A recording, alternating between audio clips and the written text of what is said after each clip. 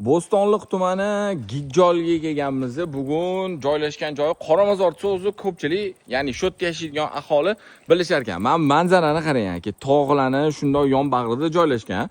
Va bu katta tog'imizning orqasi shunday parkent ekan, Kumushkon. Bu yoq tarafimizda mana shu tog'imizning orqasi bo'lsa Amirsoy.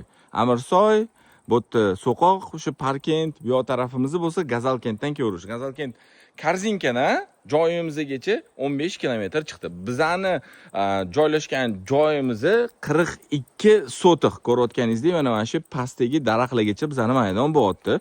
O'zini mana shunaqa korobka bir qavatli binosi bor.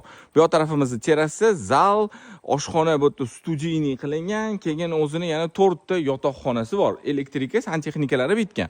Basseyn, xullas qaysi tarafga qarasangiz, hamma tarafda tog' yon bag'irlari joylashgan. 42 sotiq o'zi dachamiz, lekin po faktu 50 dan ham oshiqroq chiqadi. Juda chiroyli joy, juda tinch mahalla, hali shahar bo'lib ketmagan. Havolari juda boshqacha. Mana shu terrasada turibmiz. Juda zo'r shamol bo'lib turibdi. Mana bu tarafimizda yozgi oshxonalarigacha qilib qo'yilgan. Bu yon tarafimizdan manzarani ko'rsataman.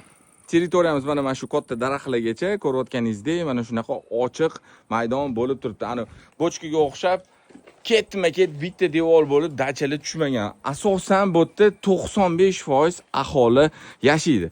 O'zim uchun topshirishga emas, ya'ni biznes uchun emas, o'zim uchun oilaviy kelib dam olaman deydigan bo'lsangiz, idealniy joy. Narxi ham juda zo'r. 42 sot, 50 sot deylik, narxi $250 ming so'ralyapti. Joyi egalarining telefon raqamlarini shu yerda yozib qoldirdim.